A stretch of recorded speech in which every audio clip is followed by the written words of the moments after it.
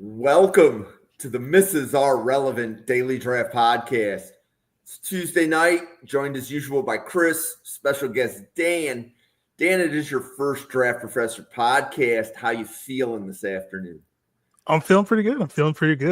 We have some pretty solid teams on the board today, and I'm pretty excited about a couple of players we get to talk about. So this is a good one this time. It's a good one. Yeah.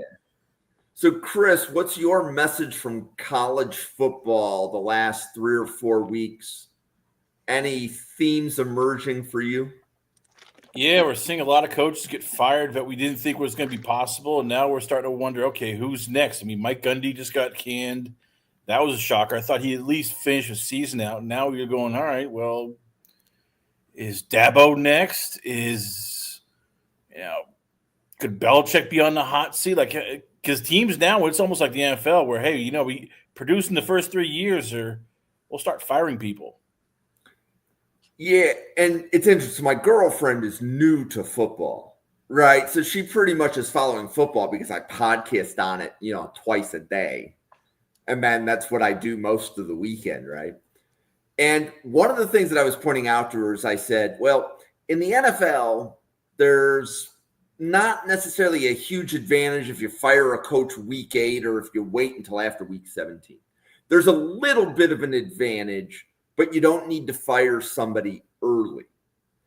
Whereas in college, to me, it's the opposite. Because November's recruiting season. So you need somebody in place that's going to be able to recruit. So your cycle on the coach is important. So you fire the coach now so that you can figure out who your replacement is, because that's going to give you a recruiting edge, because the recruits want to know who your coach will be. Whereas in the NFL, to me, that's less of an issue, right? In the NFL, it's like a lot of GMs actually get fired the day after the draft, right? Because the GM cycle in the NFL starts in May and ends in April. Dan, any thoughts on that? Yeah, I feel like with the way that coaches sometimes get a little short of a leash these days, to me, I feel like part of that is the way that, the transfer market has changed things, and it's the way that, expectations for a lot of higher ups and a lot of boosters and things like that have also changed, because they're like, hey, I'm pumping this much money into this, I better see some results here.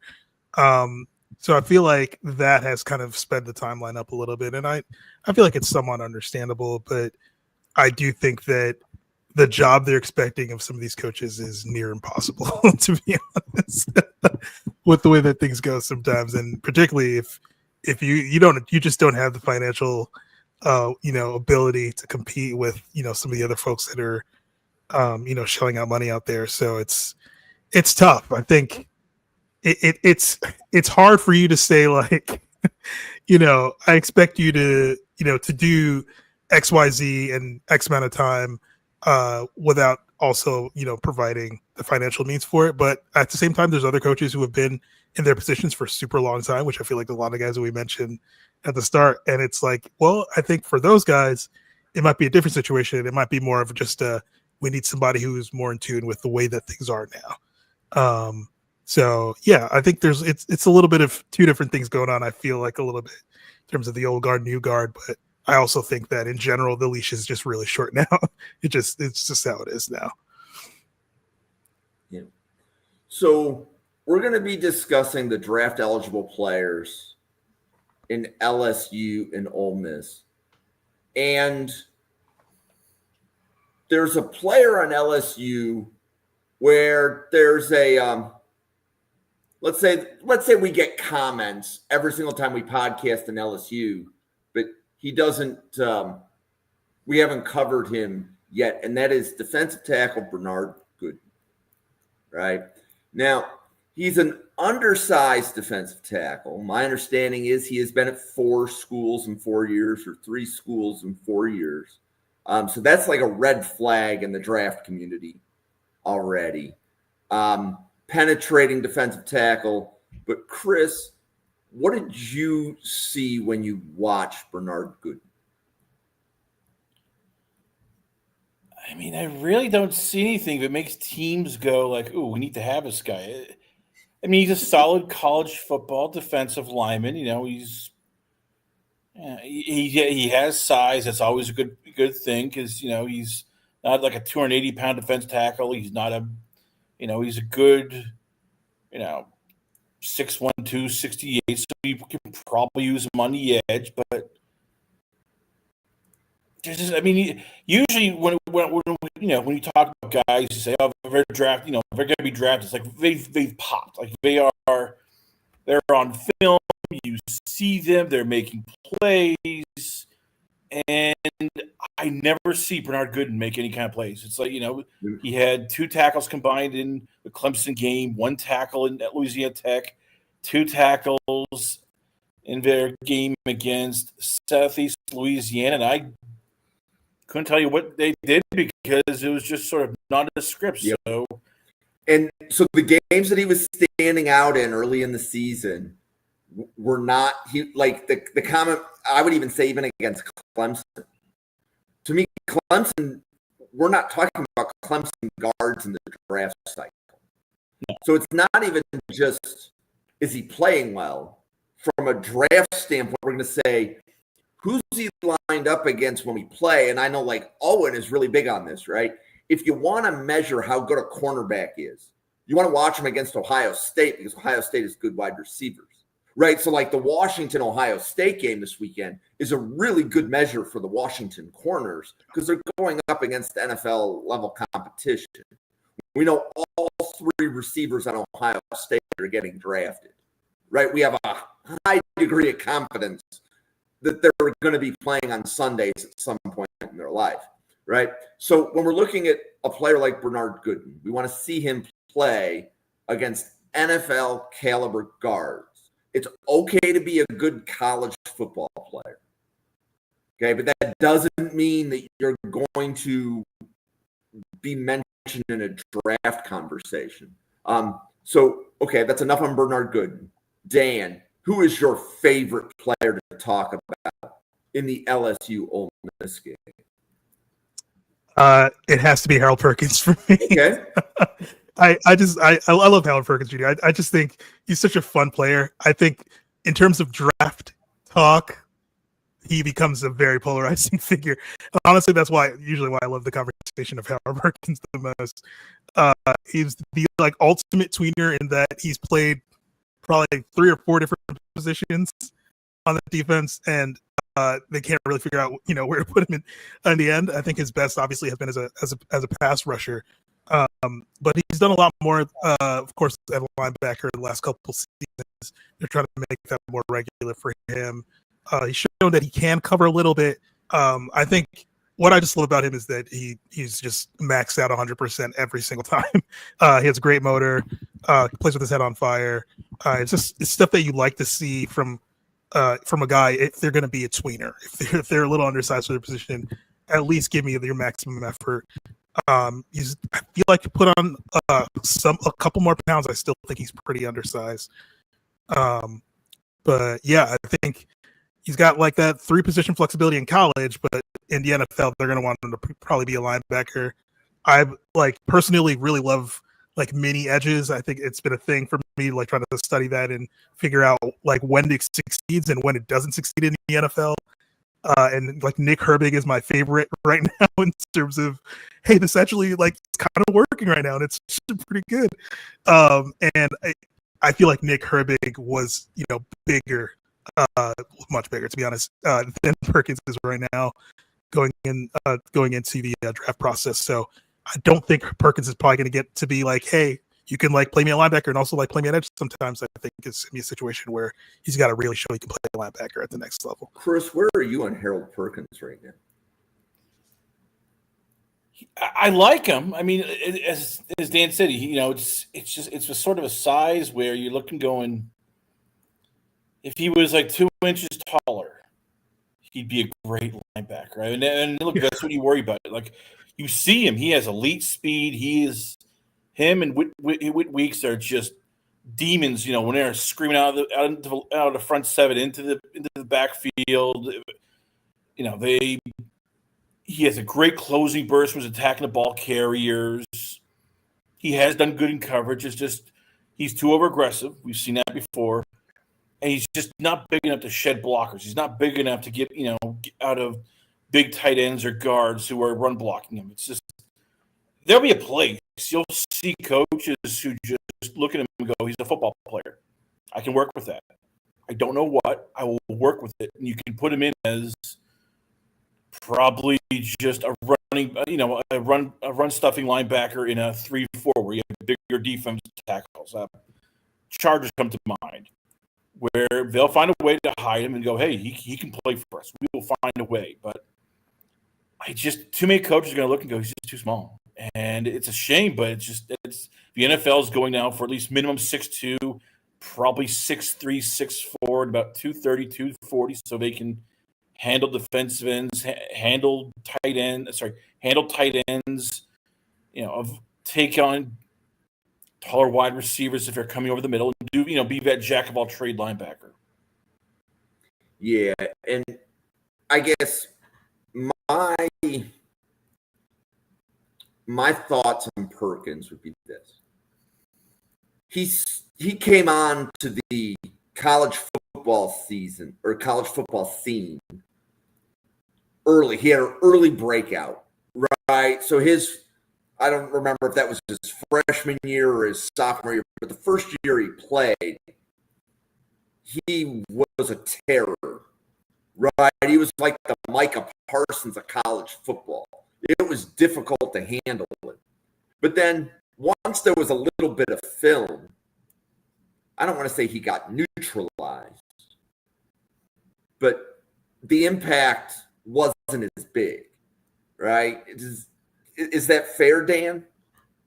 Yeah, I think that's fair. I think he could still terrorize enough slow-footed offensive linemen, but you can definitely tell every now and then folks are like, oh, well, I mean, if I have someone who's kind of flight of foot and I can slide to him at times, we're going to be fine. Yep. You know what I mean? And some of those years he actually had pretty good defensive lines. Although, we're talking about Bernard earlier, I think they love really small interior defensive linemen, which is a bad combination if you also have doing here. So that didn't help him at all. But at the same time, those guys were fairly talented, so you can't really say he didn't have any help. So yeah, I do think that he kind of lost effectiveness as time went along, but it's hard, man. You can't be 215 rushing on the outside consistently. It doesn't really work. Yeah. So, and I think that's really the issue with Harold Perkins. As we're looking at an NFL prospect, okay, so we have to be able to separate. He is a fun and great college football player. We love Harold Perkins, the college football player. But then when we look at him as an NFL prospect, Chris, I think you did a really good job of pointing out he's not as big as an NFL linebacker or the size to play edge, right? So you're now looking at Harold Perkins and saying, is he a nickel? Are we playing him as maybe a player who maybe sometimes is going to be over a wide receiver, sometimes he'll be over a tight end. Maybe we can move him into space as a linebacker. But not every defensive coordinator is going to design the scheme around, a 6'1", 215-pound player. Right? Whereas in college, the scheme is kind of designed around him. So my initial take is I think there's probably going to be 5 linebackers minimum taken before Perkins. And Perkins would be fighting closer to can he even make the top 10 linebacker list? Chris, what do you think? Do you think Perkins is a top 10 linebacker in the class? Borderline. I mean, as I say, some teams are going to look and go, we love the speed. We love what he is. We love that he's a football player, that he's smart. He can disrupt plays before they develop. He's always, he's forcing fumbles. He's always around the ball. So there'll be defensive coordinators who just look and go, I can really work with that. But, again, it's just – and we also forgot, he was coming off ACL surgery his junior year. So you're wondering, like, okay, how is that going to affect him going forward? Will this be, his pass rush is basically just go speed forward. What happens when he loses it? So, yeah, he probably around that 10-ish, 15-ish, because some team will look and go, we love what he brings, we'll take a risk, but he's not everybody's sort of top 10 guy. Mm-hmm. Okay, so Chris, my question to you, who gets drafted first in your opinion? Garrett Nussmeier or Mansour Delane? Probably Garrett, because it's quarterbacks, and some team is just going to get very desperate and go, man, we need a quarterback. We really need a quarterback. And they'll talk themselves into it. It should be Delane. He's the better pro prospect. He is the guy who has quickness, he has a safety's mentality. We've seen him attack the run. He will tackle. He's not one of these cornerbacks like, oh, you're really going to get dirty. He's handled multiple roles. He can play corner, nickel, deep safety. I like that he has the ability to anticipate routes. So he'll jump before they happen. And I like the height. He's a little bit thinner, but it's still – this is the guy I look at and go, you can play him all over the field. But he's, it's just – cornerback is so deep that he'll probably drop, and Garrett is just a guy that some team's going to look and go, damn, we really need a quarterback. We can't pass in a quarterback. We have nothing in our room. So I'm about to load a new player board to the Draft Professor Simulator. Nussmeier is going to be the fourth player on the board. Delane is going to be 15. But depending upon which team is drafting, I think Mansour Delane has a use. I kind of agree with you there. From what we've seen so far, it's the polish that's a part of his game right now, because his hips, like he's so natural with it. There was one play against Florida where like he got spun around, he turned the wrong way, immediately turned around and recovered like it was nothing, and I was like, what? Like it's like it's hard for college players to be at that level right now, and he's just there. He's super confident. It's great awareness. He's just a pro-ready player. And he's, got some good challenges. He'll get really good challenges the rest of the season as well in the SEC. So we'll get a really good look. But I think from what we've seen so far, yeah, it looks like a top 10 pick. Yay.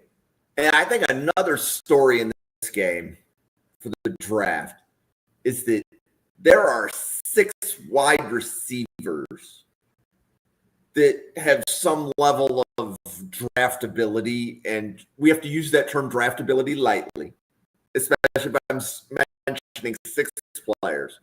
But the 6 players would be Deshaun Stribling from Ole Miss, Nick Anderson from LSU, Aaron Anderson from LSU, Barian Brown from LSU, Caden Lee from Ole Miss, and Chris Hilton from LSU. Dan, of those 6 receivers, who do you think is the best NFL prospect? All right, so that's a really hard question, because the realist in me wants to give you Harrison Wallace as an answer, or just a bigger receiver as an answer. Oh, but that was even a name I forgot to mention. So there's 7 wide receivers in this game. There we go. Harrison Wallace. It's like, oh, he's like the trending one. Like he's a little bigger than the other guys, but like, man, I really love Aaron Anderson. Like he's so small, and everyone every year I go through this where I'm just like, I cannot believe in the small receiver. Do not believe in the small receiver. But he's got incredible speed. It's just, it's track level speed. He's extremely fast, not the fastest of those players. And he produces. And his play strength is beyond what I thought it was. That was my main thing going into this year, was like, let me see how he plays through contact. Like, I'll probably get disappointed. Yet to disappoint me through that. I'm sure the NFL will not like him as much. But I just think, man, with production and the play strength that he's shown, I'm like, okay, he hasn't knocked me off yet in terms of being a fan of his. But there are other players in that list that I'm shocked at their production so far. But it's only been like 3 or 4 games, so I'm trying not to get ahead of myself. But yes, like even Nick Anderson and some of the guys I know this. I'm just Ole Miss is confusing because their offense is weird, but it is a little surprising. Even Chris Hilton, like it's surprising some of the lack of production so far. Well, when you said surprising at the production, I wasn't sure if that was the lack of or the fact that they were okay. Chris, how do you handicap 7 wide receivers in this game for the draft? Like, how many of the 7 do you have a draftable grade on?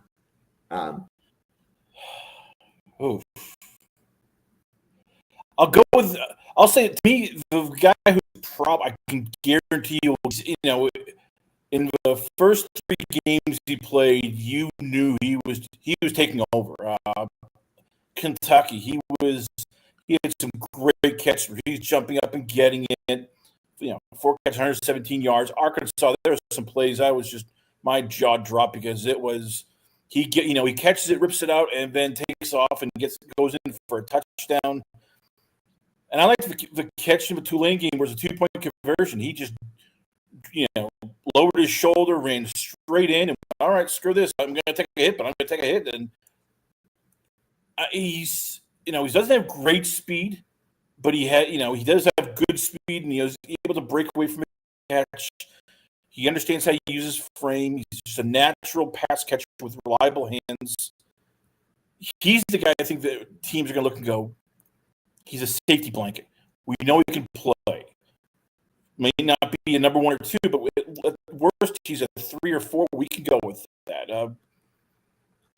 The rest of them, it's like there's just something missing. Like, all right, Caden Lee has,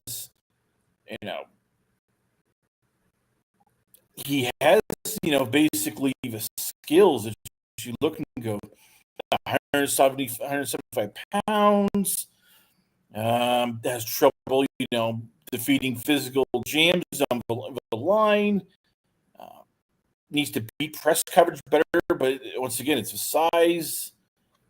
You look at LSU, and it's, the same thing with a lot of their wide receivers. And we talked about it before. Aaron Anderson's a guy who some teams are going to love because he's 4.3, 40, 5'8", and you look and go, ooh, speed. I can work with speed.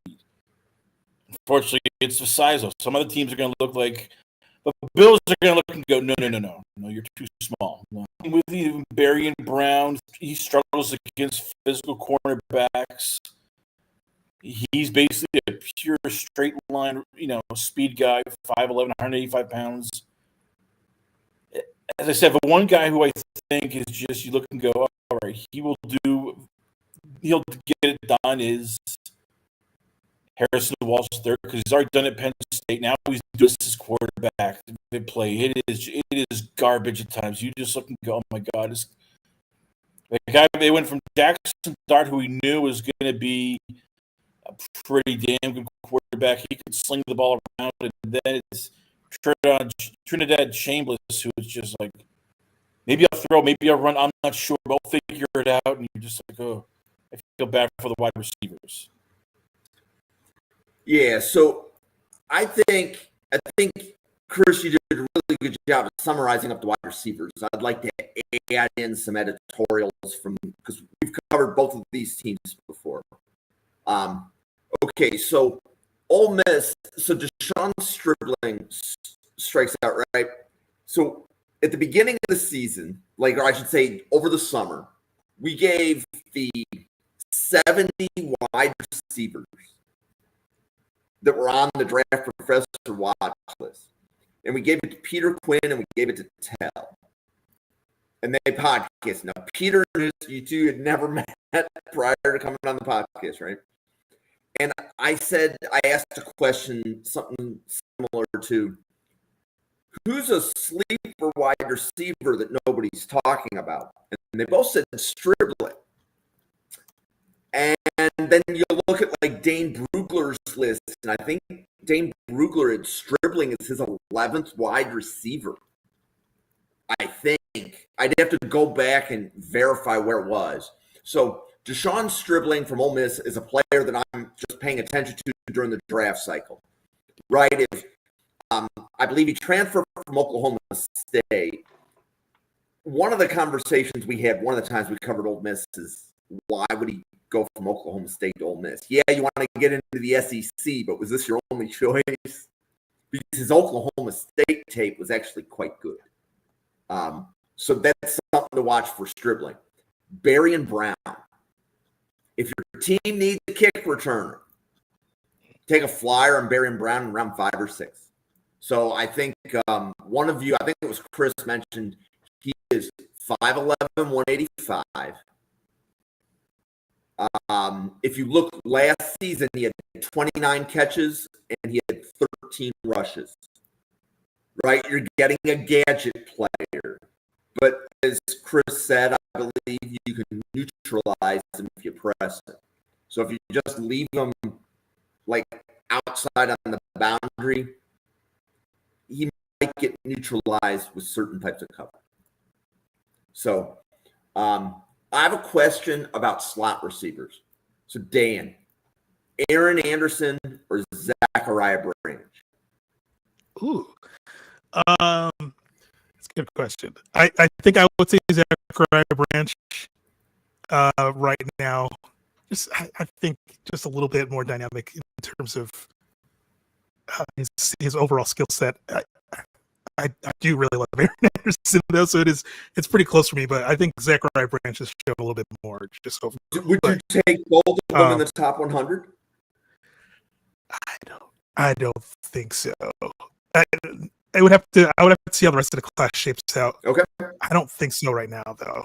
Those are type of guys that feel like you just wait it out and see, how things fall, and then you try to grab them super late. Not too late, but like you just try to make sure you're not overspending there.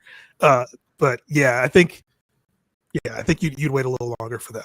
But yeah, I still really like both of those players. So Chris, how about you? If you have to pick your favorite slot between Zachariah Branch and Aaron Anderson, where do you lean? Anderson, because I'm a speed guy. My feeling is the faster a guy, the more you can just work with him. You can figure something out. And you got guys like Rashard Smith, who's in Kansas City, Pop Douglas. Those are the guys you're looking at. I mean, he's probably going to 6th or 7th, but because they're going to look and go, oh my God, you're still 5'8", but it's NFL of speed. And imagine if the one wild card is if he goes to the combine next, he's if he ran a 4.25, then teams go, hey, yeah, you're 5'8", but man, 4.25. Oh, we're gonna have some fun. This is gonna be a track meet. We're gonna get you lined up on a safe, way you go. So, yeah, give me the speed guy. Give me Anderson just because I think he is that 0 to 60 wide receiver, and you figure it out. Creative guys, like Kevin O'Connell, Andy Reid, Mike McDaniel are going to figure out, we have speed. We're going to use this. We don't know how yet. Yeah, I don't want that in Miami. As soon as you said that, I'm like, Dan, if you didn't know, I'm a huge Bills fan. So yeah, I don't want him in Miami. Like, that would just not be fair.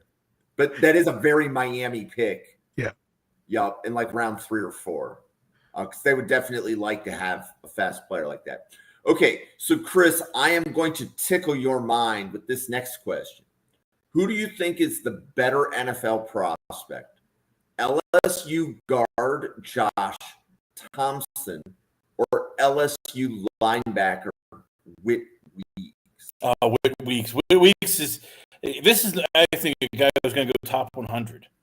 He just screams NFL linebacker, right? I mean, you look at he's a great blitzer. He would generate 19 pressures last year, 3rd among SEC linebackers.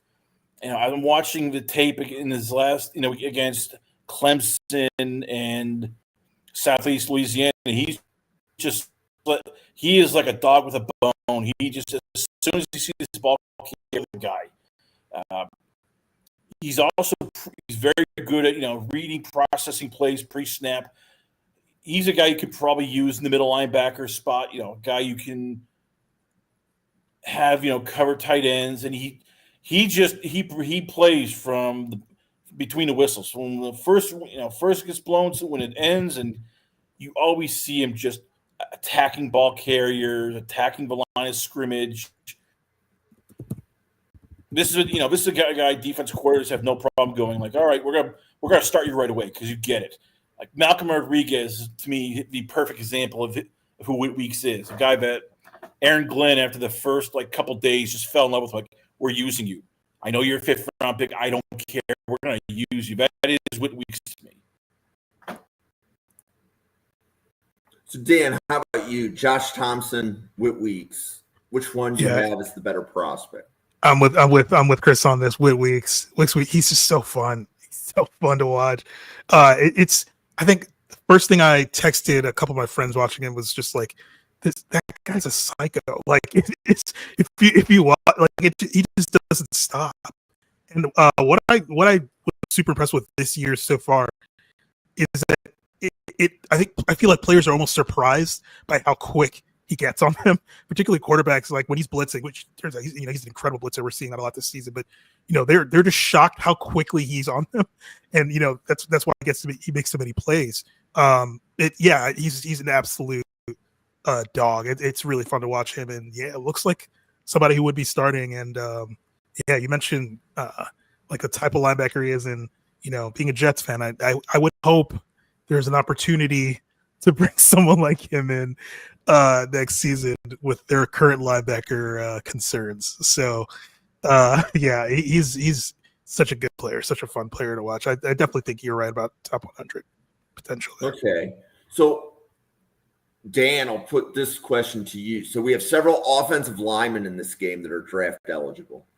So, offensive tackle Diego Pounds from Ole Miss, center Braylon Moore from LSU, guard Josh Thompson from LSU, and offensive tackle Percy Lewis from Ole Miss. Which of those prospects do you like, and how much do you like them? Yeah, I feel like I'm a little middling on most of them. I would say Diego Pounds, maybe. I might just be very partial because of his name. Definitely on the all-name team there, but I feel like he had kind of a little bit of momentum coming into the season in terms of what the expectations were for him. So that was kind of the main player of those that I was like, okay, there could be some potential here, but yeah, I don't know. I feel like I'm kind of in between on most of them right now.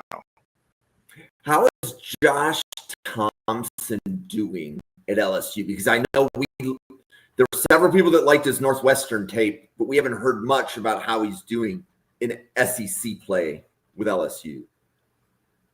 I think he's fine. I think, a lot of, again, of course, with LSU, everything is going to be Garrett Nussmeier for the rest of the season, obviously. Well, and rightfully so.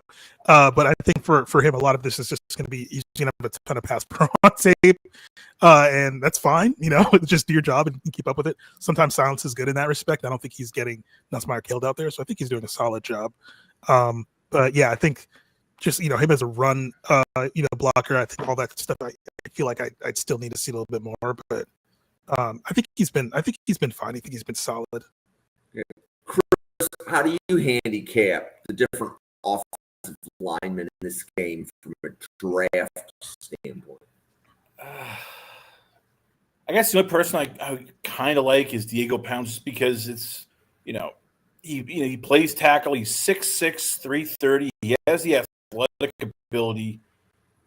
He's still just raw. So, I mean, this is a guy who probably stays for another year, because you look and go, all right, he needs better technique. He needs to work on not, get caught lunging, when he's in pass protection. He needs to work on his hand placement. It's just, you keep looking, though, and go, it's like, okay, starting left tackle. He is a big guy. Teams will find a use for it, whether it's swing tackle, backup tackle. I mean, the NFL, we talk about how they're desperate for quarterbacks. They're desperate for tackles as well. So yeah, to me, Diego Pounds is the one guy who it's like right now might get a sniff, but even then, I think he might go back because there's just not much in. He's not. He's just there's too many people ahead of him right now. Got it.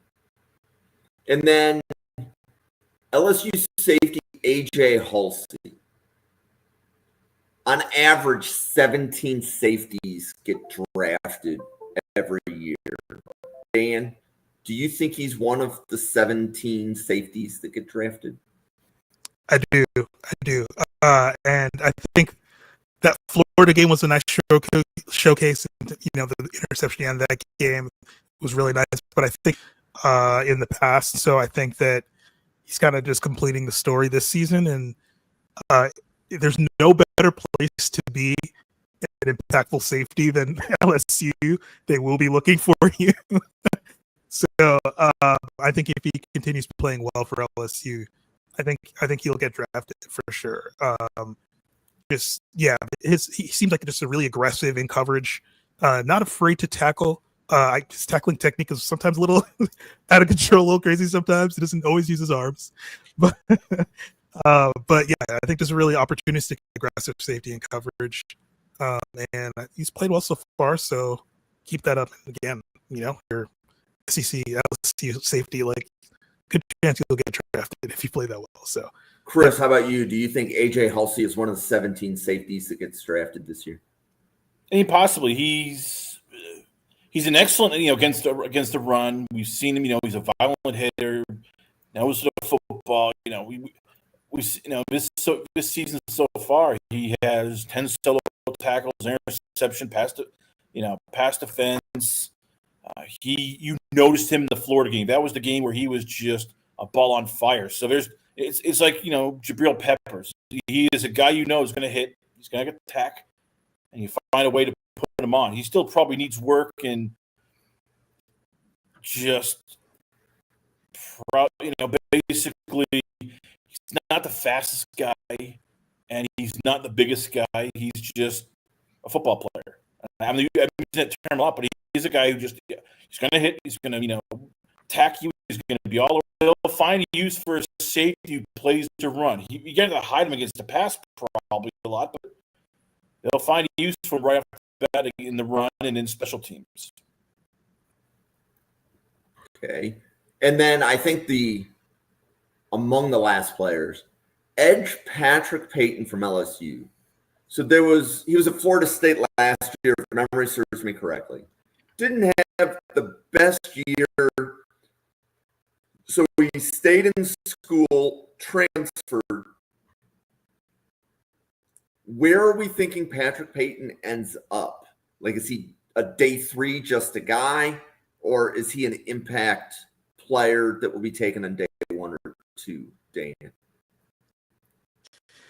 I think right now looking like it's going to be this is just like a transfer situation where you're just like, man, this is maybe not the best decision, or just maybe there are other opportunities that you could have taken advantage of, because man, he's got guys ahead of him that are playing, and they're playing pretty well.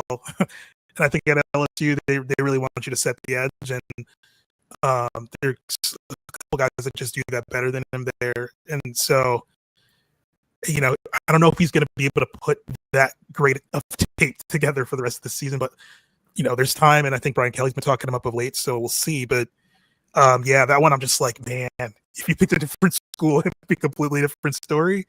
I think for sure, I don't think he's going to go undrafted or anything, but he's put enough on tape already where teams are going to be worried with where he is and the amount of snaps he's getting for LSU. So, but yeah, plenty of time left for him to make a late run. So we'll see. Okay. Chris, where are you on Patrick Payton?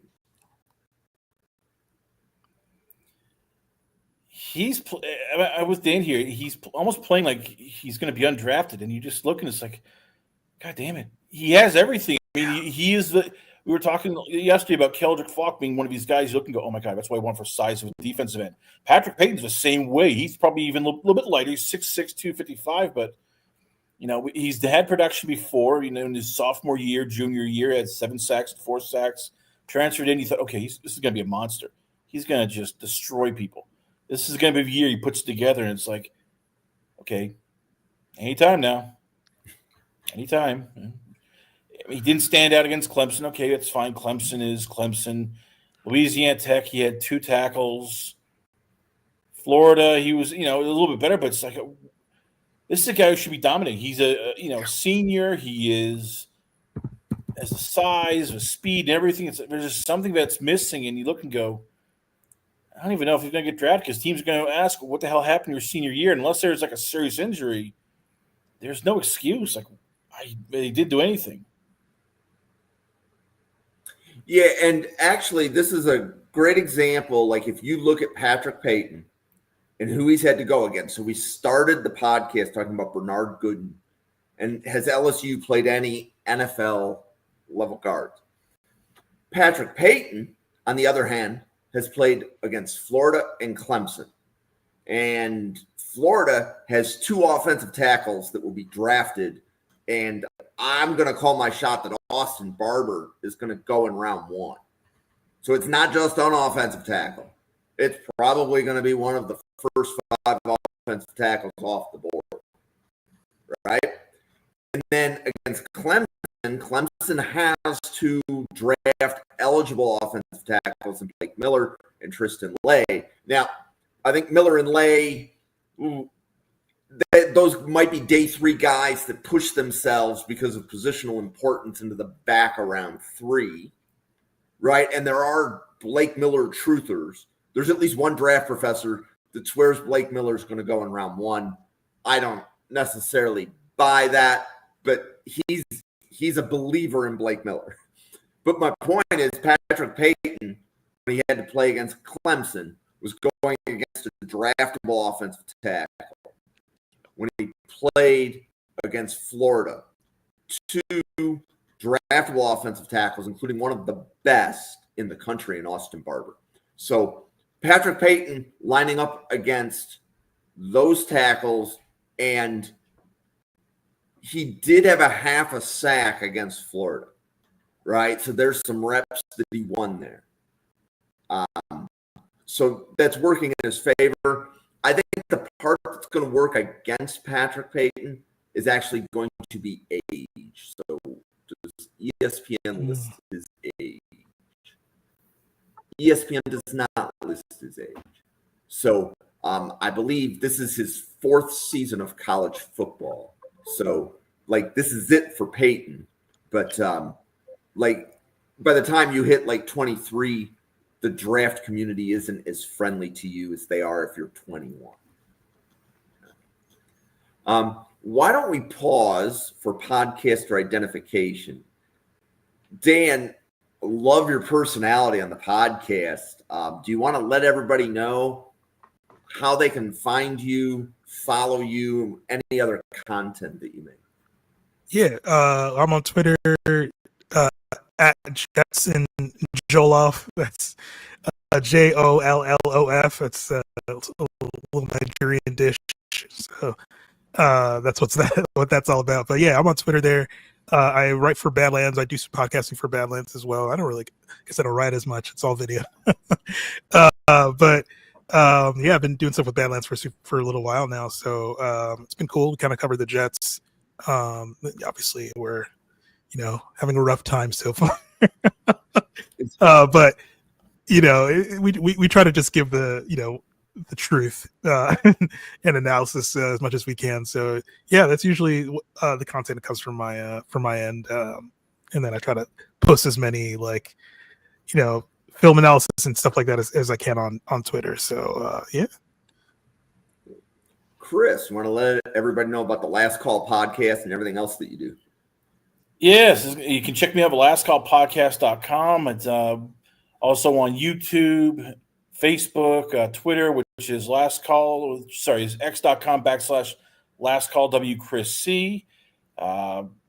We talk, college football, we talk UFC, we talk boxing, and yeah, we just had Marcel Dorf on, so we talked about possibly the return of Conor McGregor. Yes, he's just when you think he's done, he seems to want to come back. So yeah, check it out, and Yeah, we still have a couple players left, so I'm still ready to talk more about the guy that we're all trying to figure out. Can he play in the NFL? And from Ole Miss, we both know who that is. Yeah, so I'll give my commercial, and we will come back for a big finish. So, if this is your first Draft Professor podcast, thank you so much for stopping by. We're here every day at 7 p.m. and 9 p.m. Eastern. And the best thank you can give is to go to YouTube and hit the subscribe button.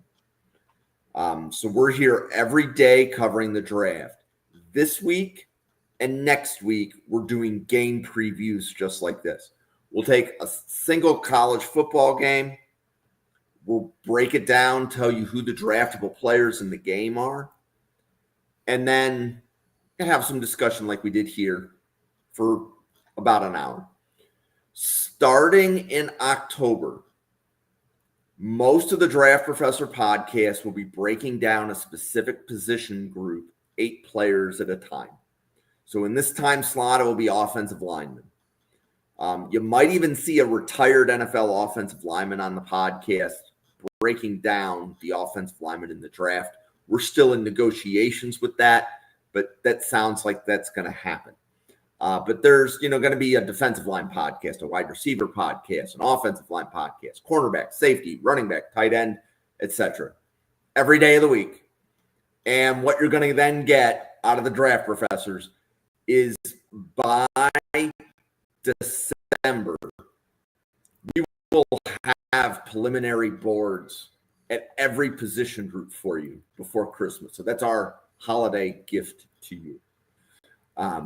But that being said, Chris, what draft prospects have we not talked about that you want to make sure the audience knows that they exist? Let's talk about first the most polarizing guy right now, and that is Suntarine Perkins. All right, we talk. If we thought Whitweeks was a bit small, we thought that Harold Perkins Jr. was small. Suntarine Perkins is a defensive end linebacker who's 6'1", 210.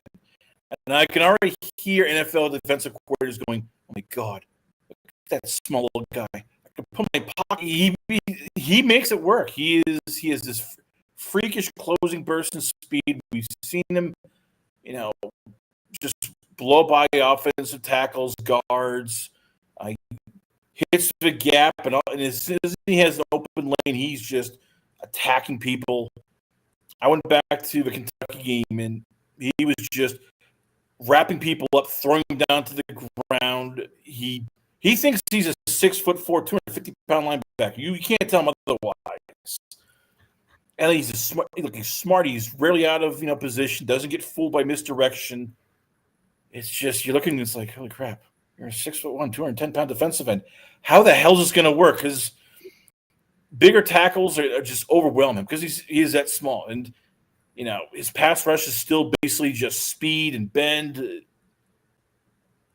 Again, you love the player. It's just Dan could probably attest to that. It's you barely find like 6'3", 245-pound defensive ends. This one's an inch shorter and 30 pounds lighter. Like, how does that work?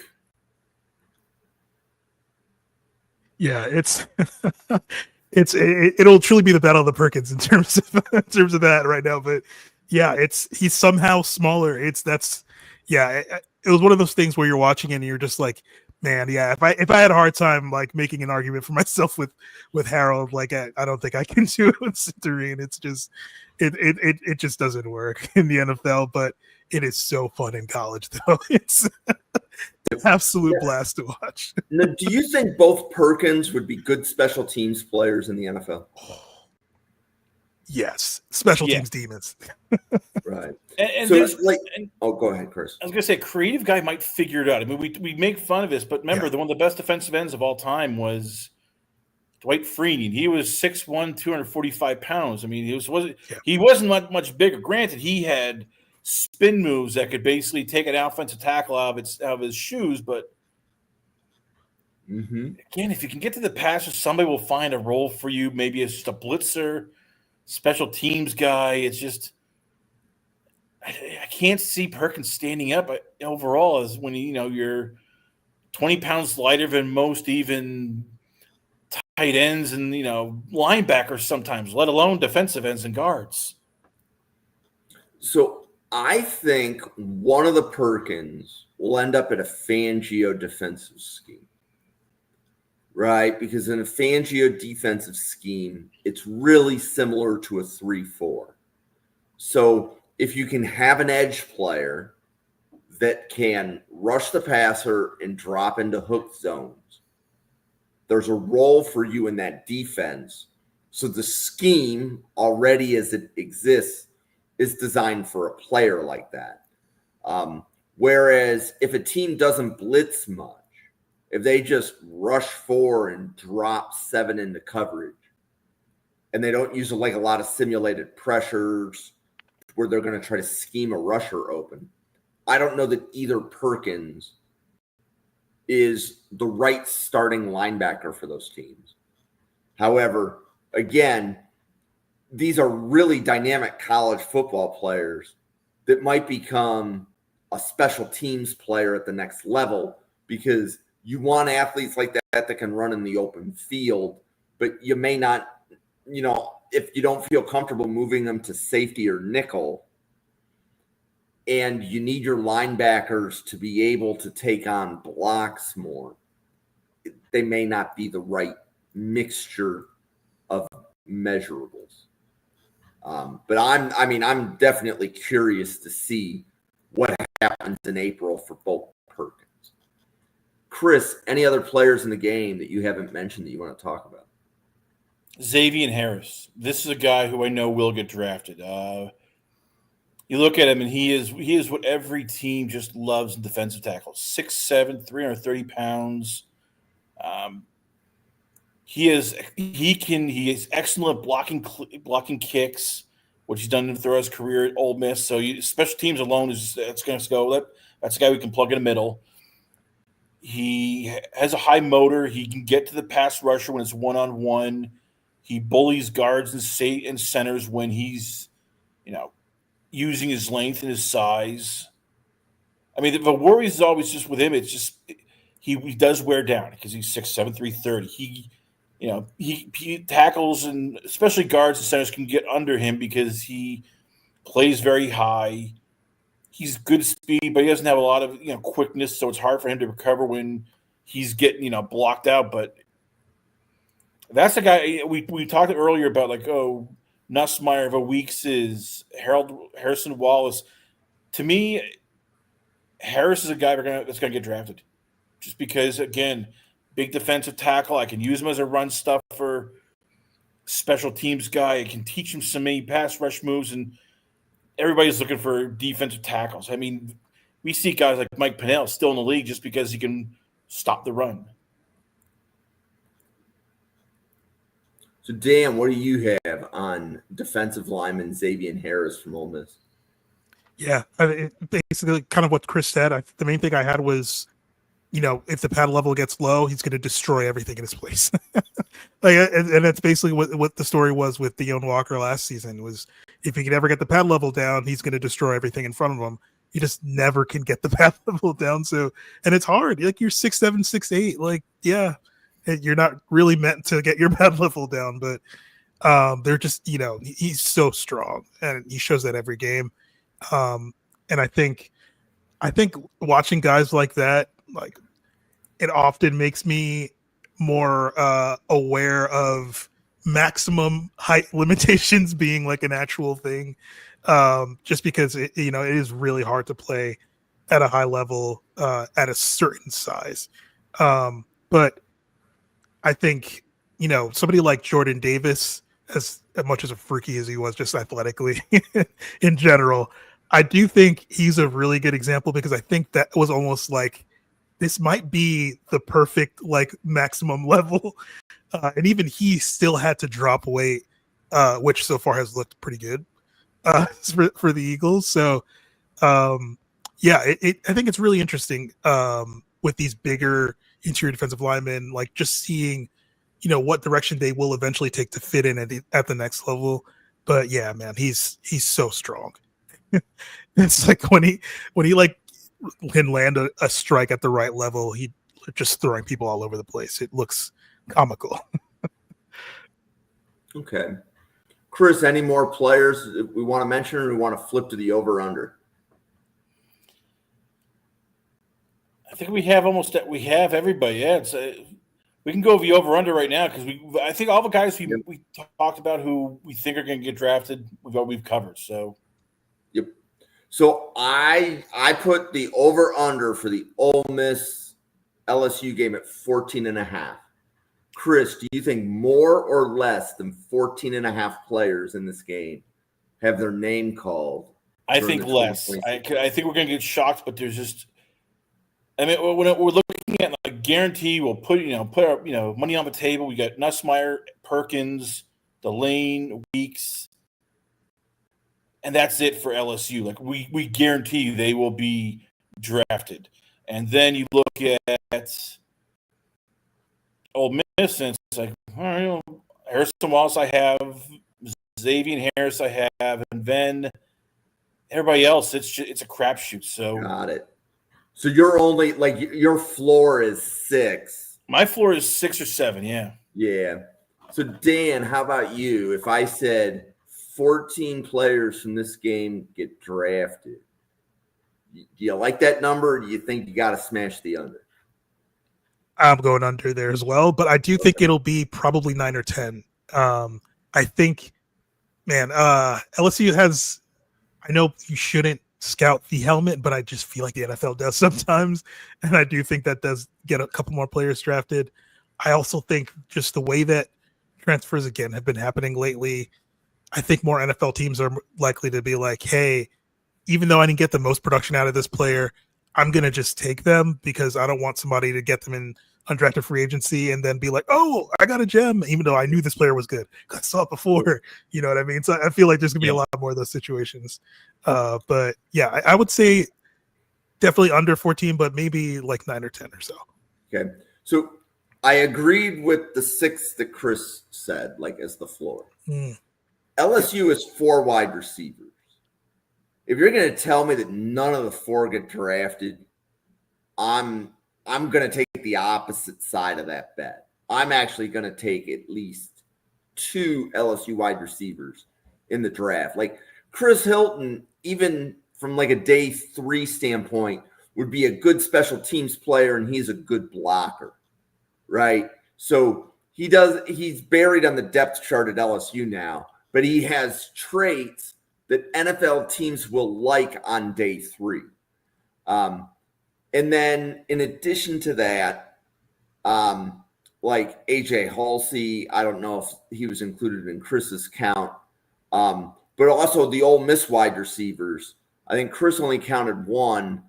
I actually think Stribling gets drafted as well. I think Lee has 1 more year of eligibility and could still go back to school, but I'd have to go back and double check that right now.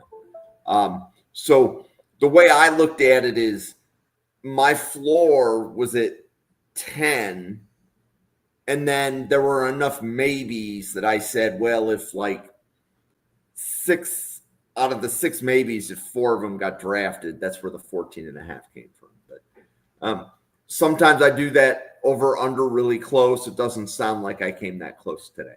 So, well, for Chris, Dan, myself, for the 96 podcasters at the Draft Professor, thank you so much for tuning in, everybody. We will see you on a podcast again tomorrow at 7, which covers the Wake Forest game. And I don't remember who they're playing, but I know it's Wake Forest. So we'll see you then.